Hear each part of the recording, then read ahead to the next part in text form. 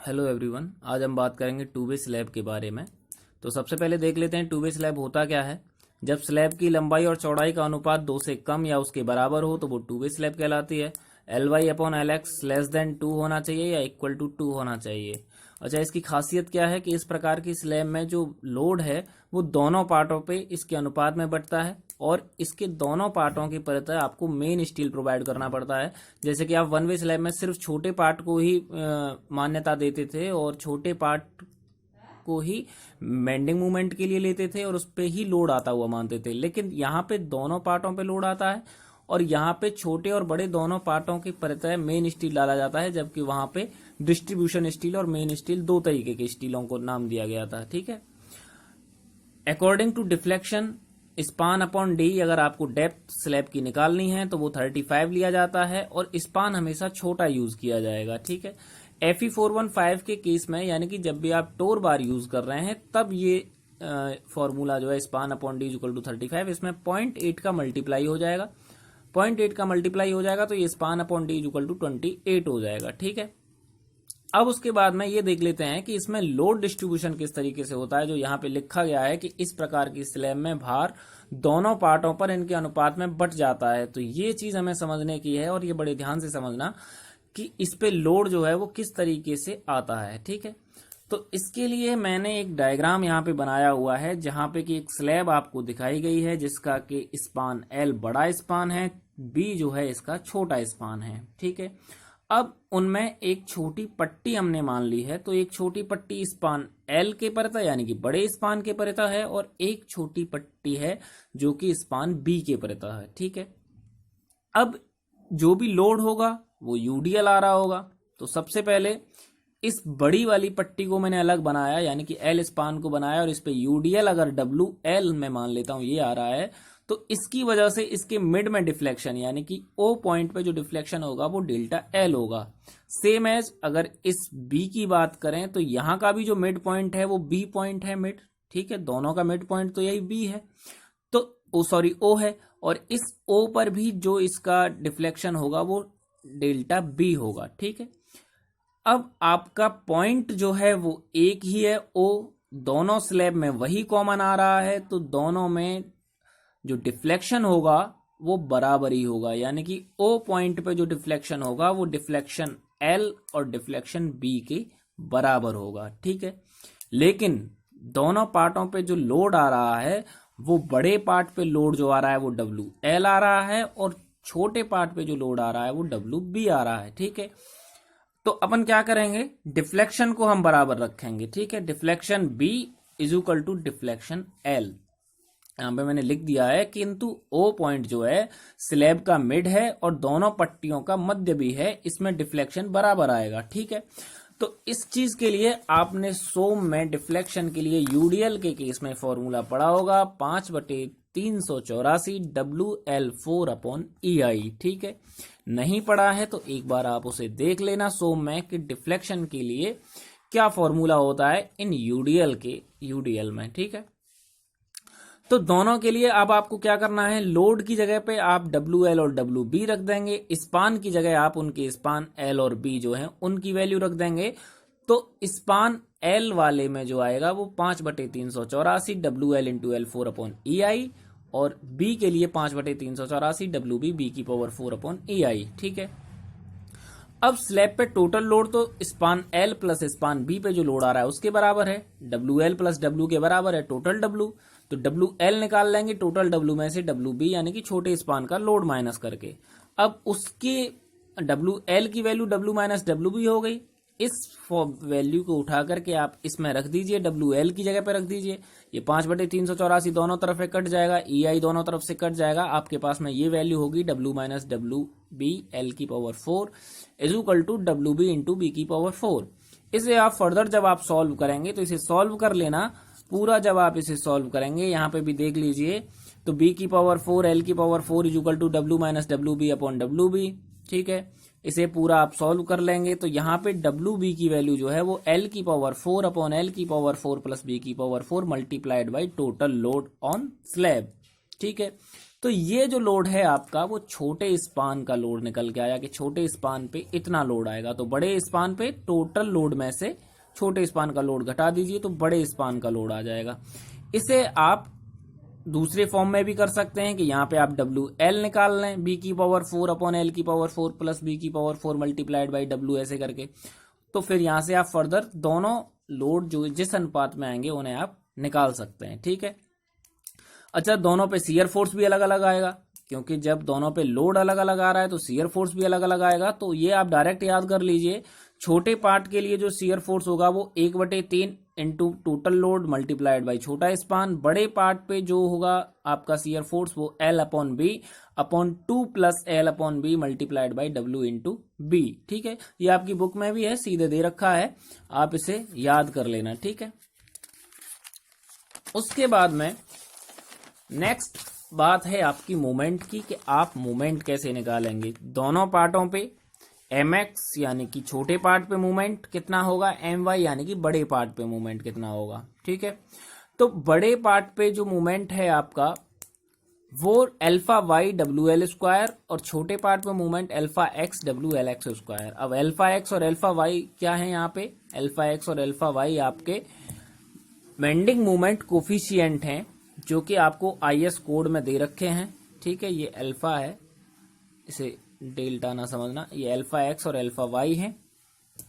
Alpha X और alpha Y की value LY upon LX यानी कि जो भी स्पान है उनके रेशियो पे ये डिपेंड करती है। आपकी बुक में टेबल दे रखी है कि उसके अकॉर्डिंग अल्फा एक्स और अल्फा वाई की वैल्यू क्या होगी, ठीक है। एक चीज आपको याद रखनी है, दोनों पार्टों में से आप किसी भी पार्ट के लिए मूवमेंट निकाल रहे हैं, लेकिन हमेशा लेंथ जो है वो छोटे पार्ट वाली ही ली जाएगी, LX वाली ही ली जाएगी, लोड टोटल लोड ही लिया जाएगा। लेकिन क्या चेंज होगा, सिर्फ और सिर्फ bending moment coefficient alpha X और अल्फा वाई चेंज होंगे, जिससे कि आपको दोनों पार्टों के अलग अलग मूवमेंट मिल जाएंगे, ठीक है।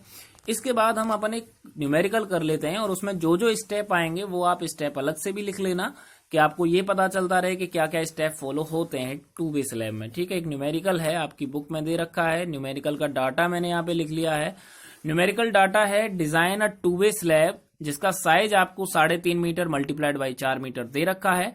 इस पे लाइव लोड है 2 किलो न्यूटन पर मीटर स्क्वायर का, M20 का कंक्रीट और Fe415 का स्टील इस्तेमाल किया गया है, ठीक है।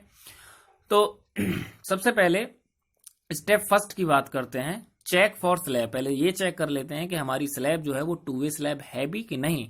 तो इसके लिए हम क्या करते हैं, L अपॉन B यानी कि LX अपॉन LY भी करते हैं। तो 4/3.5 किया हमने, तो ये रेशियो आता है 2 से कम यानी कि 1.14, और जो 2 से कम आता है तो इसका मतलब ये हमारी स्लैब जो है वो 2 वे स्लैब है, ठीक है। स्टेप सेकंड की बात करते हैं, तो डेप्थ ऑफ स्लैब निकालना है, फॉर्मूला वही यूज होना है, span upon D is equal to 35, लेकिन Fe415 इस्तेमाल कर रहा है तो 35 में 0.8 का मल्टीप्लाई हो जाएगा, तो ये 28 रह जाता है, ठीक है। स्पान आपको बता दिया था कि स्पान अपॉन डी में हमेशा छोटा स्पान लेना है, तो 3.5 multiplied by 1000 divided by D is equal to 35 into 0.8 आप करेंगे। तो यहां से आप टोटल डेप्थ ऑफ स्लैब निकाल लेंगे, और आपकी जो टोटल डेप्थ ऑफ स्लैब है इसे कैलकुलेट करने के बाद जो आ रही है आपकी वो 125 यानी कि 125 mm आ रही है, ठीक है। अगर आपको इफेक्टिव डेप्थ निकालनी है तो आप कवर जो लेंगे वो 20 mm का कवर माइनस कर देंगे, क्योंकि क्लियर कवर जो स्लैब में होता है वो 15 mm का होता है, और 10 mm की आप अगर बार यूज करें तो हाफ डाया ऑफ बार और ऐड हो जाएगा। इफेक्टिव कवर आप माइनस करेंगे तो इफेक्टिव डेप्थ जो है वो आपकी 125 minus 20 is equal to 105 mm, ठीक है। उसके बाद इफेक्टिव स्पान की बात करें तो आप क्लियर स्पान में आप डेप्थ को ऐड कर दीजिए, आपके पास इफेक्टिव स्पान आ जाएंगे दोनों के 3.605, LY भी आ जाएगा 4.105। उसके बाद में आप इन दोनों का रेशियो जो कि आपको फर्दर काम आएगा मूवमेंट निकालने में, अल्फा एक्स और अल्फा वाई की वैल्यू लेने में टेबल से, तो उसके लिए आप LY अपॉन LX निकाल लीजिए, ये आपका 1.14 आ रहा है, ठीक है। तो इसकी मदद से आप क्या कर सकते हैं, मूवमेंट कोफिशिएंट निकाल सकते हैं टेबल से, ठीक है। स्टेप थर्ड की बात करते हैं, लोड कैलकुलेशन। तो लोड कैलकुलेशन हमारे पास लाइव लोड दे रखा है 2 किलो न्यूटन पर मीटर का, न्यूटन में चेंज कर लिया 2000 न्यूटन पर मीटर स्क्वायर हो गया। डेड लोड आप हमेशा कैलकुलेट करते आए हैं, LBD 25,000 Newton per mm square. तो 25,000 आपका क्या है, this is the density of concrete, ठीक है। अब उसके बाद में एल आपको 1 मीटर लेंथ के लिए करना है, बिड्थ भी स्लैब में हमेशा 1 मीटर लेते हैं तो बी भी 1 मीटर होगा। डी आपका 0.125 अपने कैलकुलेट किया है। टोटल डेप्थ 25,000 आपकी डेंसिटी ऑफ आरसी है, तो यहां से ये 3125 न्यूटन पर मीटर स्क्वायर कैलकुलेट होकर आया। टोटल लोड आपके पास 5125 न्यूटन पर एमएम स्क्वायर। उसके बाद इसे फैक्टर्ड लोड बनाना है, 1.5 का मल्टीप्लाई कर देंगे तो ये आपके पास में वैल्यू आएगी 7688 न्यूटन पर मीटर स्क्वायर। ठीक है, लोड आपके पास आ गया। मूवमेंट निकालना है, मूवमेंट निकालने के लिए आपको फॉर्मूला भी बताया गया था, alpha X W L X square M और alpha Y W L X square, दोनों पार्टों के लिए निकालना है। छोटे पार्ट पे मूवमेंट जो आ रहा है, अच्छा ये L Y upon L X से अल्फा एक्स और अल्फा वाई की वैल्यू जो निकाली है, अल्फा एक्स की वैल्यू 0.078 आई है और अल्फा वाई की वैल्यू जो है वो 0.060 आई है। ठीक है, बाकी W L square W L Y square वही है दोनों में। सॉरी, ये एल वाई मैंने यहाँ पे गलत लिख दिया है। ठीक है, सॉरी, यहाँ पे ये एल एक्स ही होगा। ठीक है, यहाँ पे ये गलत लिख दिया है, ये एक्स की वैल्यू वही रखी है, ये दोनों, ये जो आपकी लेंथ है वो वही रहेगी। ठीक है, आप इसे कैलकुलेट करेंगे तो एम एक्स की वैल्यू जो है वो 7794 न्यूटन मीटर आ रही है, एम वाई की वैल्यू जो है वो 5995 न्यूटन मीटर आ रही है। अब आपको ये देखना है कि इन दोनों में ग्रेटर वैल्यू कौन सी है, यानी कि मूवमेंट ज्यादा आपका जो है वो छोटे स्पान पे आ रहा है। 7794 न्यूटन मीटर आपका बेंडिंग मूवमेंट छोटे स्पान पे ज्यादा आ रहा है। तो आप जो है सबसे पहले जो हमने डेप्थ मानी थी, अभी बीम की डेप्थ हमने एज्यूम की थी span upon D equal to 35 से जो 105 आई है, उसको हम चेक करेंगे कि हमारी वो विद इन लिमिट है कि नहीं है। तो इसके लिए आपको मैक्सिमम बेंडिंग मूवमेंट का यूज करना है, जो भी मैक्सिमम बेंडिंग मूवमेंट आता है। तो अगला स्टेप आपका स्टेप 5 वही है, check for depth of slab.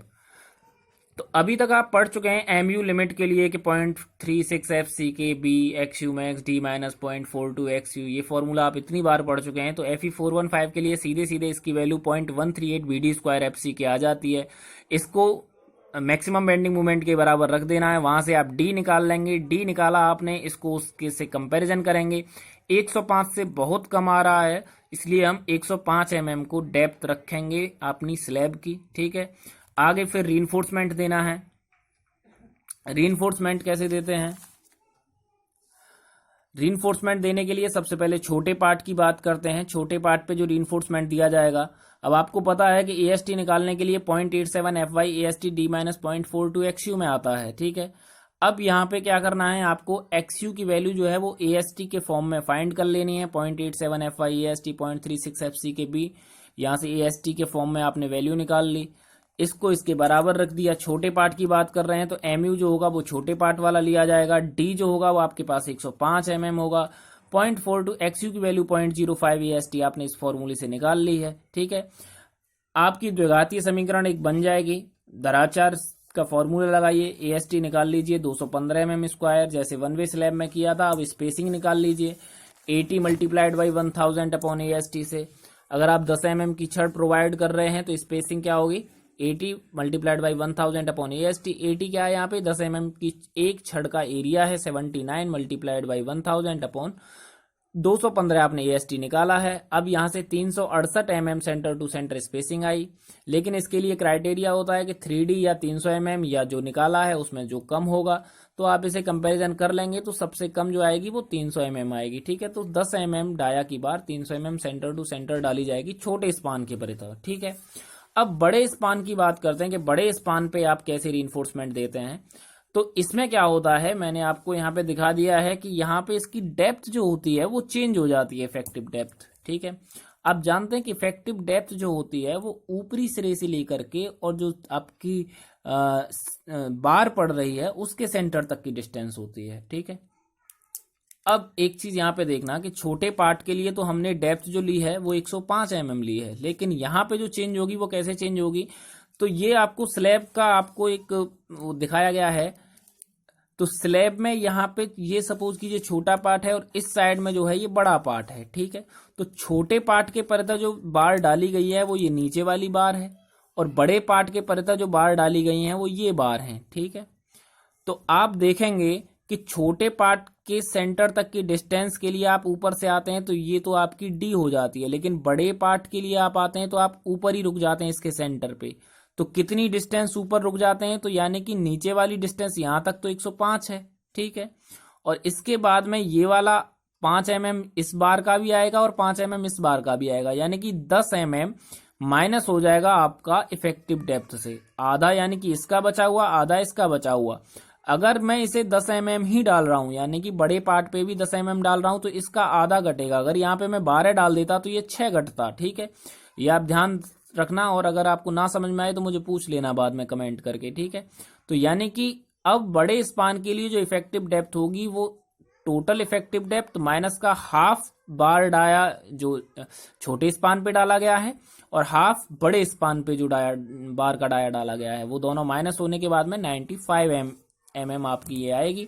ये माफ करिए, मीटर नहीं 95 mm है, ठीक है। अब उसके बाद में चीजें सब वही हैं कि D1 आपने निकाल लिया 95 mm आएगा। MU आप वही उसी तरीके से निकालेंगे 0.87 FY AST D1 minus 0.42x। यहाँ पे भी XU बराबर 0.05 AST उसी से जो निकाला है 0.87 FY AST से। यहाँ पे भी दराचार का फॉर्मूला लगेगा। अब यहाँ पे जो MU रखा जाएगा वो 595 जो बड़े पार्ट के लिए आ रहा था, यहाँ से भी AST निकाल लेंगे, स्पेसिंग निकाल लेंगे सेम ऐसे ही 10 mm बार की 432 mm 3D 300 mm से कंपैरिजन कर लेंगे। 285 mm centre to centre distance पे आपको बार डालनी है, ठीक है। चेक करना है स्टील, तो मिनिमम जो होता है आपको बताया है कि जब आप टोर बार यूज करते हैं तो 0.12% होता है होल सेक्शन का, तो 0.12% whole section 125 into 1000 150 mm square. आपने दोनों में जो डाला है वो 150 से ज्यादा ही आया है। यहाँ पे जो बार का एरिया आया है वो 183 है, वहां पे 215 था, ठीक है। चेक फॉर शियर करते हैं, हालांकि चेक फॉर शियर की जरूरत नहीं होती है क्योंकि स्लैब हमेशा शियर में सेफ आती है। फिर भी अगर आप देखते हैं तो छोटे पार्ट पे शियर फोर्स आएगा 1/3 total load multiplied by B, जो आपने पहले भी मैंने फॉर्मूला बताया था। बड़े पार्ट पे भी शियर फोर्स अलग निकाल लेंगे L/B 2 + L/B multiplied by W into B. दोनों पार्टों पे शियर फोर्स निकालने के बाद में दोनों की तुलना करेंगे, जो भी बड़ा शियर फोर्स होगा उसके लिए हम शियर इन्फोर्समेंट की कैलकुलेशन करेंगे। अब बड़ा शियर फोर्स जो आ रहा है वो 9769 यानी कि बड़े पार्ट पे ही आ रहा है। उस पे आप देखेंगे टाउ वी की वैल्यू देख लेंगे, टाउ वी की वैल्यू 0.10 आ रही है। उसके बाद में AST निकालेंगे, AST आपके पास 263 mm स्क्वायर है नई स्पेसिंग के साथ में 300 mm स्पेसिंग के साथ। परसेंटेज ऑफ स्टील 0.25% है। टेबल से देखेंगे 0.25% के लिए और M20 के लिए टाउ सी की वैल्यू 0.36 है, जबकि टाउ वी जो है वो मात्र 0.10 है, ठीक है। अब इसमें और एक कोफिशिएंट का मल्टीप्लाई हो जाता है तो 0.47 न्यूटन पर mm स्क्वायर, यानी कि आपकी जो कंक्रीट है और जो स्टील है वो 0.47 न्यूटन पर mm स्क्वायर तक का शियर स्ट्रेस ले सकता है, लेकिन सिर्फ आपकी स्लैब पे 0.10 न्यूटन पर mm स्क्वायर का स्ट्रेस आ रहा है, तो no need for shear reinforcement. और इसके बाद में आप 2 वे स्लैब का डायग्राम बना देंगे, ठीक है। छोटे पार्ट को लेकर के उसमें ऐसे आप मेन बार प्रोवाइड करेंगे, ये भी मेन बार होंगी, सभी की नॉमिनेशन कर देंगे। यहीं पे आपका क्वेश्चन जो होगा वो कंप्लीट हो जाएगा। आई होप ये आपको समझ में आ जाएगा। अगर नहीं समझ में आता है तो आप मुझे कमेंट करके बता सकते हैं कि कहाँ से आपको समझ में नहीं आया। मैं आपको व्हाट्सएप ग्रुप में वो सब चीज़ें बता दूंगा, ठीक है। Okay, thank you.